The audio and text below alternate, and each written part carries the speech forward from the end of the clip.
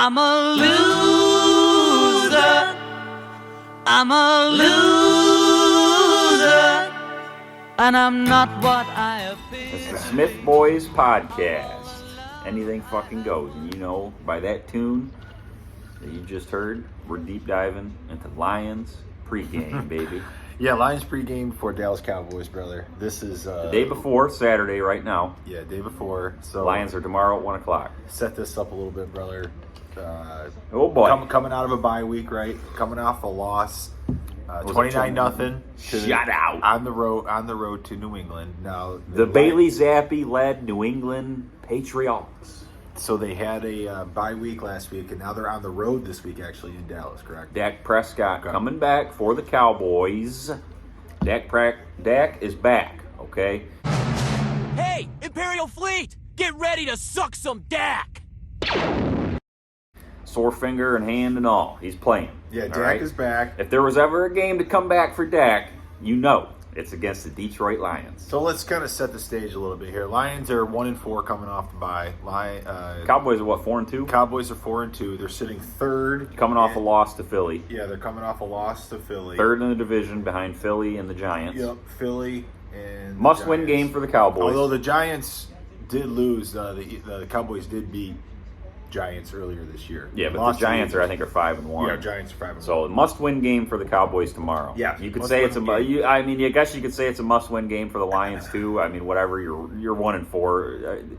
Every game's a must-win for the rest of the season, basically. So, well, you're 1-4. You shot yourselves in the foot, and you're behind the 8-ball. So the Lions do have a pretty good track record, apparently, of coming after the bye and winning a game. But I think that this is a game where Cowboys definitely want to win this game. With Dak coming back, this is an important game because this is one of those games where Dallas feels is like this is a gimme, right? Like at the end of the year, if they're in between like a wild card and maybe winning the division, it's like, man, should have beat Lions. The Lions are what I call a get-right game for opposing teams. So that's how the Cowboys are viewing this game. Other teams see the Lions, other teams that are maybe coming off a loss or two losses or struggling a little bit in the season, when they see the Lions on the schedule, they think that's a get-right game. For sure. That's a game, we got Detroit on the schedule. Yeah. We're going to get right against the Lions. That's a win. Yeah. We're going to work some shit out, and we're going to get things working properly. That's where nothing's going wrong. I can't even get out of bed right. But the Lions, I see the Lions on the schedule. It's like, you know what I mean? It's like it's a beautiful thing. So, what about injuries here? You look at this game. We don't know. DeAndre Swift, you don't know. This guy has missed. This will be the third game. Third or fourth. Third or fourth. Coming out of a bye week, he's got to play. He's expected to play. I think that's the terminology that they're using is expected to play. Josh Paschal is supposedly going to play. He's the rookie that we took this year, I think, in the third round. Yeah. Injured player that Brad Holmes drafted for Detroit. Hasn't played all year. Another one. To quote DJ Khaled in that commercial. Another one. Do another one. Another one. Another injured guy. Another injured guy that they decided to draft. Jameson Williams, yeah. Hasn't played yet. Jameson Williams won't be coming back till around Thanksgiving. Another injured guy that hasn't played yet. So Paschal should be coming back. Some Lions slaps and Kool-Aid drinkers are all about it, thinking, oh, he's coming in, he's going to be the answer. I don't know. To be honest, I follow college football pretty thoroughly and pretty heavily. I do. He does much better than I do. I play multiple college fantasy football leagues. So I know who a lot of these players are. They drafted Josh Paschal. Never fucking heard of the guy when they took him. So I never did either. And I'm an SEC. If he never heard of him, I never heard. He went to Kentucky? He went to Kentucky. Okay. And I'm an SEC guy, okay? He is. I got the Alabama guy. Alabama alumni guy, okay? Got the Mac Jones jersey, SEC. Got the Joker jersey on, okay? All right, I'm an SEC guy. People get it. Never heard of Josh Paschal, okay? Never heard of him. He's Mr. Alabama guy. He was injured, and then Brad Holmes drafted him. That's what I know. And who knows? The Lions fans, the slaps, expecting him to be at the end of the Myles Garrett. I doubt that's going to be the case. Nobody's expecting him to be Myles Garrett. We don't know what he's going to be, but we got to see him, right? We want to go see him. Now, on the flip side, Dallas has the number 3 defense in the league, brother. They are allowing 16 points per game, and the Lions are scoring 40 points a game. No. Get the hell out of here. They scored none against the Patriots. Hang on. Your stats. 34 points a game. I'm sorry. 34 points a game. Even with the 34. Even with the I thought it was 34. Even with the Patriots game in there? Yeah, 34 points a game. That's what it says. That's what I wrote down. Somebody did that homework wrong. That's what it says. 428 yards a game, 34 points per game. Either way. Well, here's what I know. Hold on. Dan Campbell is 0-10-1 on the road. That's rotten. That is rotten. That is truly awful. Oh, well, then that's for sure lost. That stat has a lot of value to me. 0-10-1. And I know that one tie was at Pittsburgh. And what I don't get is like people are going to spin this. So I'm going to say Robert Saleh. Robert Saleh goes to Lambeau Field and beats Green Bay. Green Bay had Aaron Rodgers. Just saying. Aaron Rodgers was 15-0 in his last 15 games at Green Bay at Lambeau. At home. Yeah. The Jets come in there under year 2 of Robert Saleh. They come Smack in them. And they take the Packers down the woodshed and beat the snot out of them. Okay, and now the Jets are 4-2, and you're the Lions. You're 1-4, and you got a prayer of going into Lambeau and beating them. So it is what it is. I mean, we could go on to a whole Dan Campbell show if we wanted.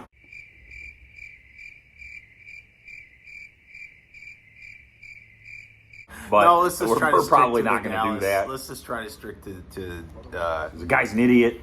That's the show. Let's just try to stick to Dallas. So, game planning, obviously Dallas's defense is going to be a huge factor tomorrow.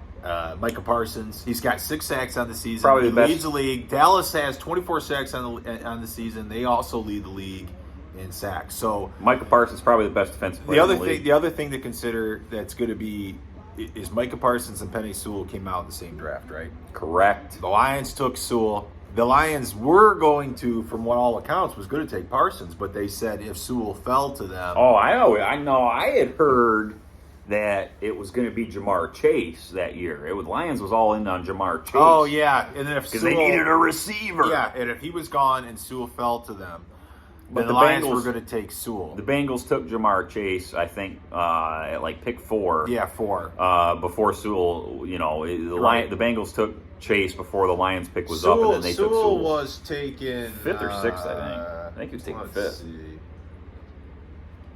See. But Parsons went like 7th or 8th to Dallas. Yeah, he was a top 10 pick, so he was between. I think he was 7th. I think. Yeah, he went 7th or 8th. So the Lions had a chance to get Micah Parsons. I say top 10 because I wrote top 5 and I wrote him in the Lions had a chance to get Parsons and they took Sewell instead. Whatever. Right. I mean, it is. Sewell's probably could right now be one of the best right tackles in the league. So I mean, to me, I guess it's a wash. Doesn't really matter. Well, Sewell's we'll find out tomorrow. We're going to find out tomorrow because Parsons does like to line up on that particular side. The guy's a freak. Yeah, okay? Parsons is a freak. This is a guy that ran like a 4.3 as a linebacker. Yeah. So and they got Trayvon Diggs. Trayvon Diggs is one of the top. I don't know if he's going to play or not. I thought he had been hurt, but Trayvon Diggs is one of the best pass cover corners. The other thing to consider, Alabama guy. The other thing to consider is what are the Lions going to do offensively? Is Swift playing? If he's not playing, Lions were running the ball pretty good at the beginning of the year against the Eagles and the Generals. They had over 180 yards. Yeah, the Lions are one of the better running teams in the league. They were, they are for sure. And when Swift was playing, Swift had like over 7 yards of carry when he was in. But the problem is that guy just can never stay healthy. If he's playing tomorrow, I fully expect he'll get poked in the shoulder and fall down and sprain his ankle and be out for another 4 weeks. That's just at least he'll play a couple quarters. What do you do now? I'm going to ask you what you do with Swift, but I say my plans for Swift going forward. This is my plans if I'm the Detroit Football Lions with DeAndre Swift. Okay, buckle up. Buckle up. Bumpy ride coming. This is going to be nasty. If I'm the Lions, I'm playing Swift the rest of the year. Okay, as much as I can for his health, letting him get his yards, getting his touches. In the off season, I'm trading him for whatever I can get for him. You're not going to get much for it. If I can get a 3rd-round pick for DeAndre Swift, I'm trading him for a 3rd-round pick or whatever I can trade for him. I'm not paying him after his rookie deal. I'm not keeping him here. I'm not paying him. He can't stay healthy. He's Look, not valuable. I'm just going to sum up DeAndre Swift real plain and simple. The tread has come off the tires, okay? And it's coming off more and more every single game. He's a job at best. Obviously, different ways that they're going to get to the same destination, but they're getting to the same destination. Yeah, just Best ways. Best was like concussion problems. Yeah. Swift is everything else. But it doesn't matter. It doesn't matter. Same destination, whatever. So, you got Ole Miss and LSU on here in the background. I got Ole Miss to win this game, so I need them to. I got a little side win note this here. game. Did you hear about the Jerry Jones Bob Kraft thing this past week at the owners thing? Sure didn't. Okay, well, enlighten me. Well, apparently they're getting into Roger Goodell's contract extension in 2024. His contract is up at the end of 2024. I heard Dan Snyder's in some deep shit. Yeah, Dan Snyder's. He might get voted out from the Redskins or the Commanders or football team, whatever they are.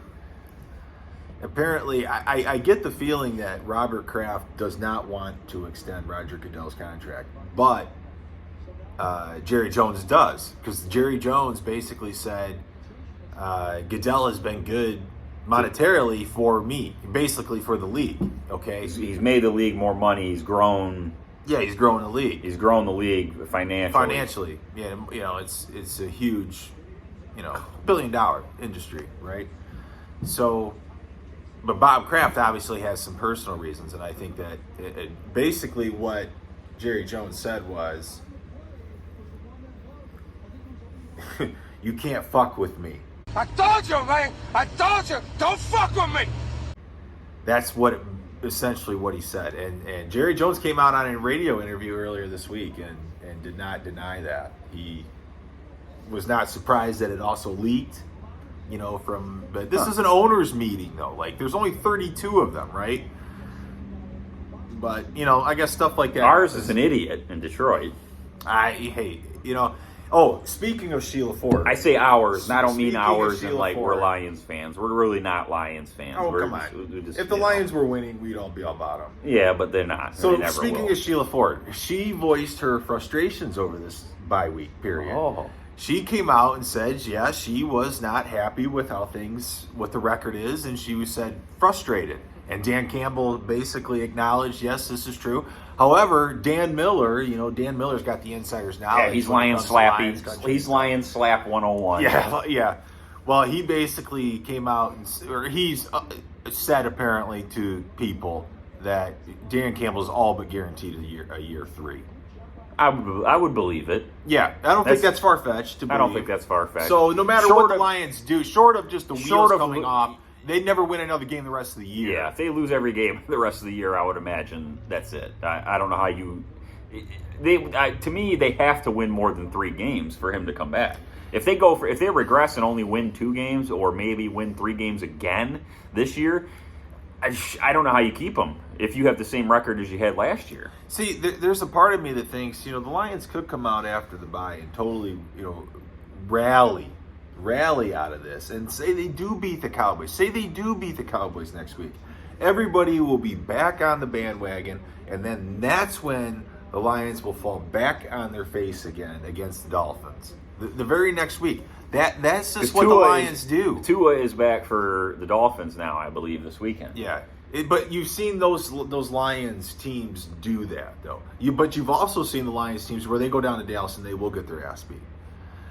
I don't know. Tomorrow, there's multiple SOL, there's Lions so many scenarios different Lions, here. little picadillos. There's go down.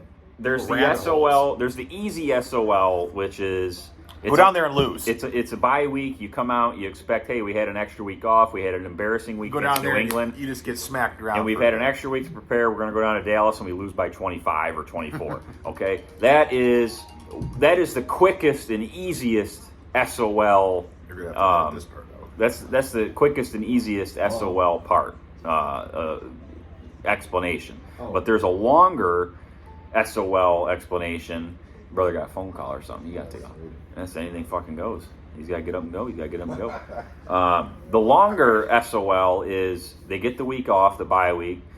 They come back. They beat Dallas. okay, and everyone gets back on the bandwagon. Right. They beat Dallas. Everyone's back on. They're 2-4. Hey, let's go, baby. Then they got Miami next week. 2-4 though, brother. Oh, I know. Yeah, still garbage. So you're still 2-4. But then then they're staring Miami in the face, and say Miami loses today, okay, or tomorrow. Say Who Miami do they play? I don't know. It doesn't matter. Say they lose. Say they lose, but Miami's lost 3 in a row, so they'd be 3-4 at that point. Well, they've lost Tua in that time, and that's they've lost all 3 games without Tua. So Tua comes back and say the Dolphins lose tomorrow, and the Dolphins fall to 3-4. That's the Sunday night game. And then everyone would be like, "Hey, the Lions beat the Cowboys. We got the Dolphins on the schedule now, who have just lost 4 in a row. That's a winnable game. We can easily beat the Dolphins." And then the SOL approach would be, "Get your ass kicked by the Dolphins." Yeah, that's what will happen. Teddy Bridgewater will look like Geno Smith, which will look like Jalen Hurts, which will look like a Hall of Fame quarterback. All right, Bailey Zappi. I'm going SOL approach. They just get their ass kicked by Dallas tomorrow. You're going the approach of they beat Dallas? No. Simple SOL approach. Okay. I'm going SOL 101. They're going to go down there and get their ass kicked by the Cowboys. Now, Detroit Lions get their ass kicked tomorrow by the Cowboys. What do you do as an owner with Dan Campbell if you're coming out of a bye week and you're now 1-5? You're going to keep Dan Campbell. But I want to get back to the game real quick though, because I do think that we missed one thing. Hutchinson. I want to talk about Hutchinson. Who's that? No, that's true. That's true. However, the Dallas Cowboys do have the worst. He's decoy. They drafted him as a decoy. The Dallas Cowboys do have the worst offensive line, allowing the most pressure in the league right now. That surprises me. Yeah, and now Hutchinson is trying to get untracked, right? He's really trying to get going because everybody saw Thibodeau make this little strip sack last week, or was it the week before? Strip sack fumble that won the game. For the Giants against the Ravens. But it was kind of like, but somebody I saw on Bleacher Report made the comment. He is playing with Dexter Lawrence, and he is playing with who else? Leonard Williams. Sure is. And Hutchinson's not having, and see where Hutchinson last year with Michigan, he did have a Jabo on the other side. He did have Mozzie Smith up the middle. He's got nobody with the Lions. He had other guys around him. He's got nobody with the Lions. With the Lions, it's Hutch. It's this double team Hutch. And don't give me this, I see these people talk about Aleem McNeil. He's a solid player. Dude, Aleem McNeil is invisible. Aleem McNeil's a bum, okay? Aleem McNeil, he is a bum. I looked him up, earlier today. Aleem McNeil's got a Pro Football Focus grade of like 62.4, and he's got 10 tackles on the entire season. Aleem McNeil's a bum.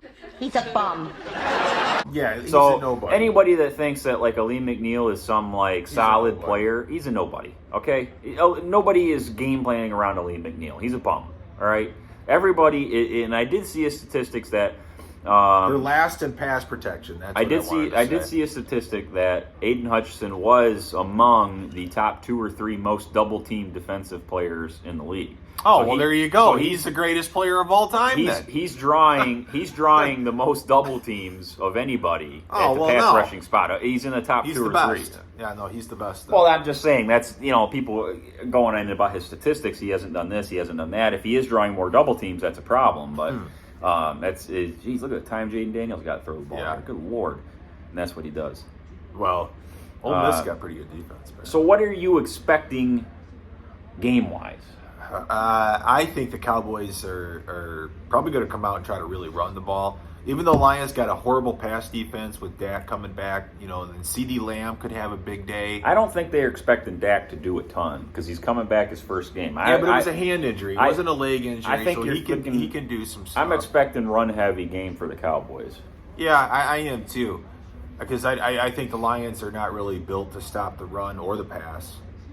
Defensively at all. Lions aren't really built for anything. So I could see the Cowboys putting up 400 yards of offense.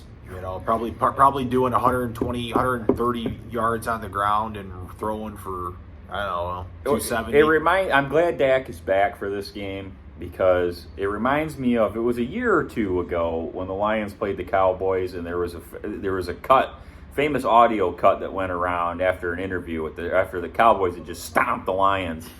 And Dak threw for a ton of yards and a ton of touchdowns, and the Cowboys beat the Lions. And they asked him after the game about his success for the game, and he said something, I'm paraphrasing because it was a couple of years ago. But he said something to the effect of, it always helps when I have the time in the pocket back there to go through my reads 2 or 3 times each snap. This guy was going through his reads and his progressions 2 or 3 times each play. That's how much time he had to throw the ball. Okay, and that's the Lions. All right, and then I just expect kind of the same thing, really. I don't know. I know you gave the statistic there that the Cowboys are last in the league in pass protection, which is very surprising. But they've also had Cooper Rush for like the last 4 weeks over Dak, so that could be some of the issue is that Dak's not back there and Cooper Rush is. Well, they said actually Cooper Rush was getting rid of the ball faster than Dak does. Dak does like to hold on to the football a little bit. Well, he's more dangerous with his legs too. He can extend plays with his legs, so he's got that ability. He does have that ability. I see the Cowboys. Dak's a better quarterback. I do see him running, pretty successful against the Lions, and I see Dak making some plays with his legs outside of the pocket like he normally does. That Dak is going to be Dak, and then I see him hitting some big passes down for Lamb and maybe some other guys, but. Offensively for the Lions, a big part of it I think is Swift. If Swift doesn't play enough plays to be effective and really make an impact. If he gets like 8 plays. And he doesn't really make much of an impact in those 8 plays. He needs like 20 touches. Oh, for sure. Between rush attempts and pass catches. Yep, pass catches, runs. He's got to be a run up the middle between the tackles kind of guy because those guys are the ones that are successful in all situations to me. Lions got to get Hockenson involved in the offense. I don't know what Hawk is anymore. You re-signing him for a big money contract? Here's another tight end that's going to walk away, right? Eric Ebron. TJ, I walk away. I think I do too. I walk away. If you're Hawk, yeah. If you're Hawk, If you're Hawk, go put me with an Aaron Rodgers. I'll be Gronk. Yeah, right? I'll go to Green Bay. I'll go to Green Bay and play with Aaron Rodgers. Yeah, or I'll go to Tampa Bay and I'll be Gronk. Like that's if I'm Hawk. I don't know. I'll go to Indianapolis and play with Matt Ryan. Get me out of Detroit. So you're seeing Hawk just as good to not re-sign even if the Lions. Dude, I don't know why you would. You're 1-4. You're staring another coaching regime in the face here in another year. He always gets the wrath of fans, though. I think Hawk does. He hasn't done anything. He's not done a lot, but boy, he looks good though. He looks like $1 million. Loves the way he looks. But he does. He looks like $1 million. He loves that hair. He looks like who's the guy out in San Fran? Kittle? Yeah, he kind of. All those guys look very similar to me. He's athletic. He's got the right build. Why? Because they're white. They're white, big tight ends. No, but he can block. I just don't get it. He has one game where he has like 3 touchdowns and then he's invisible for like 5. I just don't get it. Yeah, it's hard to tell. Like, is that an offensive system kind of thing? Or is that he's really not open and doing his job thing? I just don't get it. Because you don't really know who the play is designed to go to every time. So it's like I can't imagine the Lions are drawing a ton of plays up to their tight end. Most teams don't unless they have like a George Kittle. I felt like when the Lions were scoring a lot of points early in the beginning of the season, though, he was used pretty decently. That's when he was getting all his numbers and stuff. And then the New England game really came out of nowhere. I think it almost looked like, to me, the Lions were apathetic on the sidelines. They were pathetic. Didn't you see, I thought there was just no drive, no motivation, no spirit at all. It was kind of like... Same old Lions. I don't know. The 4th down thing. What are we going to see tomorrow? They just re-signed their kicker, their punters, Jack Fox. Huge contract. Fox man to a 3-year deal, and I think he's the highest paid punter in the league. Hurt. He's the highest paid punter in the league, I think, with this new contract. And the Lions don't ever punt the ball because you got an idiot Viking coach that goes for it on 4th and 16 or 4th and 9 from his own 4-yard line. Yeah, the guy's a moron. Get him the hell out of here. Anything else you want to rap about? No, I think that's it. Do you want to dive into prediction? What's the score? What's the score going to be? Oh God. I'll say, give me 34-17 Cowboys. Oh God. No way. I'm going to say 24-13. Cowboys don't. Way. Well, the Cowboys don't score more than 24 points. Okay. Do you want to dive into? Because I know this is something we've talked about. Cowboys have not scored more than 24 points all year. Oh, they will tomorrow. They only average 18 points a game. They're 23rd in the league. Well, they're going to get right against the Lions. I'm just saying. Now, this is something that we've discussed over the week or so, thinking of topics for the show to bring you guys. Like and subscribe. We did kind of a little bit of analysis, gave some numbers, what we expect to happen.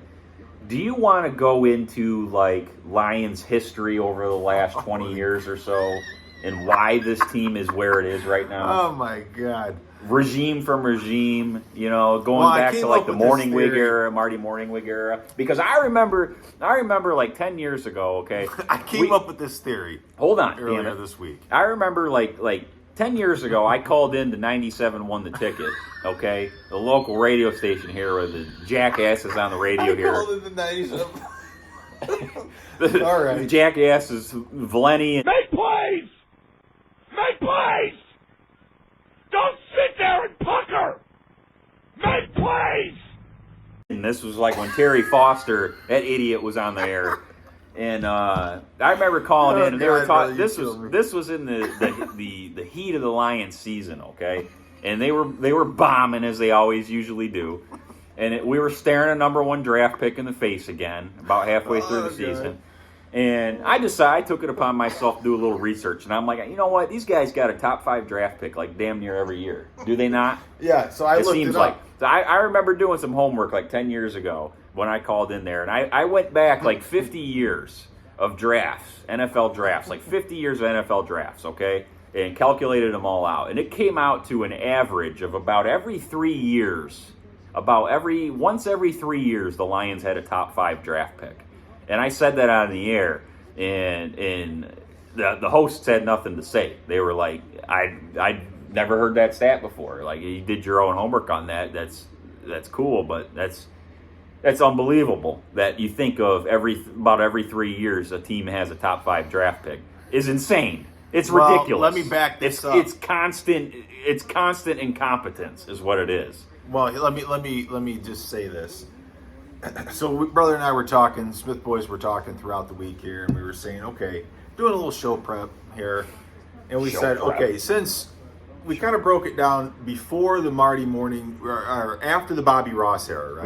You started with Morningwig. Yeah, the Marty Morningwig era to me kind of ushered in a transition of Lions era, right? Like the Lions kind of changed. They went from bad to worse. Yeah, like the whole franchise, the whole culture really got toxic. It got really toxic. They got real toxic, right? And then they just kind of changed into this ineptitude joke. Yeah, just they went from like an actual like NFL organization kind of to like now like there's the NFL. And then there's kind of got circus over here. We got a Lions over here that's kind of a laughing There's stock. a circus in Detroit. And that was the Morningwig era that came in. Yeah. So Matt Millen came in. I'm going to take the wind. Me and my face man. What'd you do after that? I didn't do nothing. The referee threw the flag. It's not on me. Good. It's on them? Yeah. That'll pay. That's point. That'll pay. Get back in there. It's on them. Remember when Morningwig took the wind? Yeah, he took the wind in Chicago. Lost. So that ushered in the Matt Millen era. Okay, that was 2001. So the Wayne Fonts era. 2001, really? Yeah, so I had this theory earlier in the week, and I'll share it with y'all. And so, it all kind of started with Jim Caldwell. As I'm prepping for the show here and stuff, and I start to look at these numbers, and I say, okay, since 2020 or since 2001 is when we're going to say this era started for 21 years. 21 years, right? I got you. They have had 4 winning seasons in 21 years. 3 of those winning seasons have been with Jim Caldwell.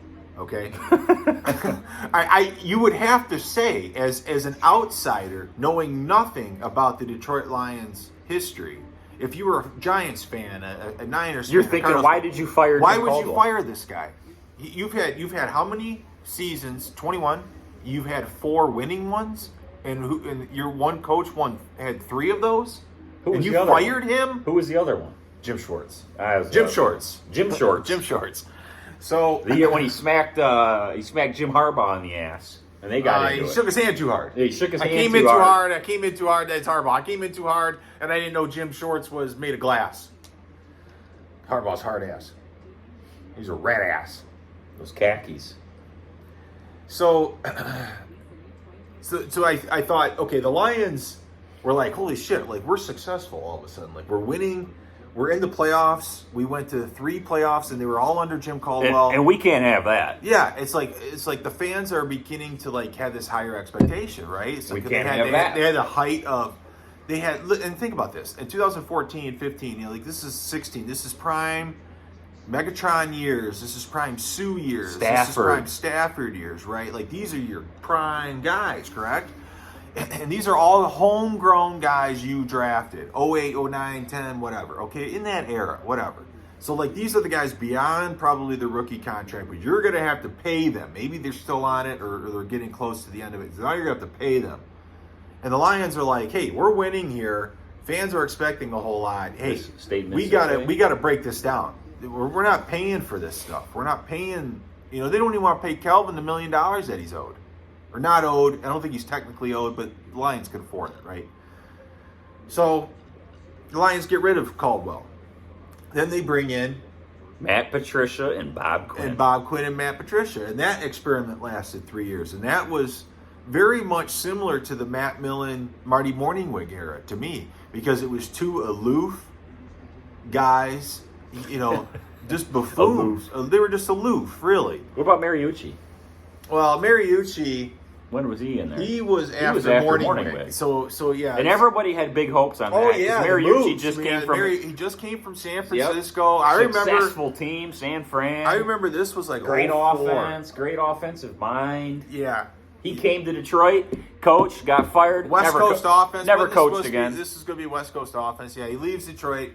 He was a broken man when he left Detroit. He was a broken They're all broken men when they leave Detroit. We're all broken men that are in Detroit. Remember Marty and Matt Millen riding off on the Harleys? Yeah, in training camp because they were annoyed with how the players were playing. And remember Matt Millen saying Bill Schrader had alligator arms? Matt Millen would, that era lasted way too long. And the fans just grew so tired of it. But it gave so much fodder. Like, I think that's part of the Lions. What they do is they like fodder, right? So anyways, so they get rid of Caldwell. Then they bring in these 2 boobs. What's your theory? What was your theory? Well, it was like the Wayne Fonts era. So then it goes back to the Lions like to have a couple stars, but not be very good. Because the fans still fill the stands if you're good or not. That's what the Fords figured out, was through the Wayne Fonts era, the Lions were somewhat good, right there, but not quite. They had Barry, they had a couple good players, Benny Blades and Spielman and Jerry Ball and Herman Moore. They had some, they had some good guys, right? Lomas Brown, they had some good players, Kevin Glover. So anyway, so the Lions found out, the Ford family found out, hey, football is becoming huge. In the 90s, football is becoming king. We can make money at this. And so the Fonts era of the Fords found out that the fans loved football, but they were growing tired of not quite getting there. So they got rid of Fonts, they got tired of the big buck, and they wanted to hire for the fans, to appease the fans and shut them up. Hey, we're going to hire Bobby Ross, proven winner. Just went to the Super Bowl. Big shot Bob. With the Chargers. The Chargers were 0-4 in that year. They actually ended up winning like 11 straight games. They won the Super Bowl. They didn't. Yeah, they lost to the Niners. Niners were not going to be beat that year. Bobby Ross comes here and he quits.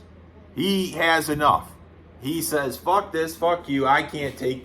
You fucking you bloody, fuck you bloody, bastard bitch. Fuck you, bloody, fuck you bloody, fucking mother bloody, fuck bitch. Bloody fuck you fucking bloody bastard. The Lions are the most dysfunctional bullshit didn't franchise. He actually say that these players are just here to collect a paycheck? And what's a guy got to do to get fired around here? No, that was Wayne Fonts. Wayne Fonts said, "What's the guy got to do to get fired around here?" Which is a great quote. So the Fords found out you don't have to provide a good product in Detroit. People to will get show fans up. People will pay and show up no matter what. I think without paying a big buck on the field. I think your theory is ridiculous, and I don't think it's totally ridiculous. It's ridiculous. But look at the history of the last 35 years. But when you break it down and look at it, it's like, man, there's some merit to that. There could be some truth behind this, because it's like the best way to keep fans coming back It's constant turnover. Constant turnover. Every 3 Drama. years, you bring in a new coach and a new regime to bring hope back in. Yep. Let them what is it? Hope brings us eternal life. That's the Lions. Every 3 years, let's flip the regime. Let's flip the coach. And fan base is growing tired. This guy was never set up for success to begin with, really. And so, hey, let's flip it. Let's get the fans talking again. And we're gonna a new regime. And each regime that fails always has an excuse behind it. And this excuse, I can see it now coming a mile away. What's this one, brother? This excuse is going to be Brad Holmes never hired Dan Campbell. Yes. Yeah. The Fords hired Dan Campbell. Campbell. Why would the Fords do that? Why would the Fords hire a coach and why would the Lions hire a coaching staff with no experience? Before the GM. You're hiring guys with first-year experience. And you haven't hired the GM yet. All defensive coordinator, offensive coordinator, and head coach. Guys have never been coordinators or head coaches before. Wouldn't you want to surround these guys with hey, we need experienced guys that have run teams, run meetings and they hadn't hired their GM yet either. No. Brad Holmes was the last guy that they hired. He's the general manager. You would think that you would do it the other way. You would think you'd hire your general manager, the guy that puts together the roster, drafts the players, puts the team together. You hire him. You let him bring in the coach that he wants. You let him bring in the coach that he believes in, that he can work with. Not the Lions. The Lions are ass backwards. Lions hire the coach before first. The horse. You put the cart before the horse. Oh, they're the Lions. Yeah. Same old Lions. Yeah. I like that. I like that little 20-year history segment of the Lions there. Well, I learned a little thing there too. Learned a thing or when two you there. look back at it, that amount of history, that's what it tells me. It was every 3 years. So I wrote this down. They have had 9 coaches in the last 21 years. Oh, 9. Geez. Now, 2 of them have been interim coaches, so you could, they filled in as guys were fired mid-season. So you could really say 7 head coaches every 21 years. So every 3 years, you're hiring a new head coach. That's awful. In the 21 seasons that we're talking about, the Lions have finished the last place 11. 11 of 21 seasons in last place. Never have finished first. Never in 21 years finished first. And they have finished second 4 times. 4 times in 21 years, and those were under the Caldwell and that one Jim Schwartz era. They've been to 3 playoff appearances in 21 years. Never won a game. Every 7 years. So basically every decade, right? Once a decade. You think about from 2000 to 2010, 1 playoff. 2010 to 2020, 1 playoff. And now we've got our 1 playoff now, basically. It's crazy. That's a pretty damning resume of shit. 4 winning seasons. Jim Caldwell, by the by, went 11-5 in 2014, lost a wild card game. 2016 he went 9-7, and then 2017 he went 9-7, then it got fired. He got fired in 2017. So how many years was he there? So he went 11-5. I think 4 or 5 years. So he had 3 years in a row. He went 11-5, 9-7, and 9-7. I don't know what he did in 2015. But you got to do your homework. Yeah, I didn't write all that stuff down, but well, it's a pretty damning resume of shit, right? Yeah, there. I think there was enough there to kind of really say, "Hey, man, geez, okay." What do you do to fix it? I've said it. Okay, now I've said it a lot to brother over the years. If I'm coming in as a new owner or general manager or whatever as the Lions, I'm stripping it down. I'm breaking the studs down and I'm burning it to the ground, man. I'm firing everybody from all the way down to the janitor. No, you're not. You're not going to do that. 100% I am. 100% I am, brother. First thing I do on day one, everybody that has anything to do. Everybody says that. But once I don't care. I'm telling you. I don't care. That's what I'm doing. No, you're not. I don't care. For day one, I'm saying everybody that has anything to do with how this organization works from the ground up is gone. I'll fire new I'll find new parking lot attendants. I'll find new janitors. I want a new logo. I want new uniforms. I want new colors. I want to update the stadium a little bit. Okay, everything is torn down from the studs all the way down. It's all getting burnt to ash, and then I'm going to piss on the ashes, and then I'm going to rebuild it all the way back up. Here's what I'm going to do. My first phone call is going to be to Bill Parcells. Is he still alive? Oh, yeah, he's got to be. My first phone call is going to be to Bill Parcells. And I'm going to have just a conversation with him. Like, here's what I'm taking over.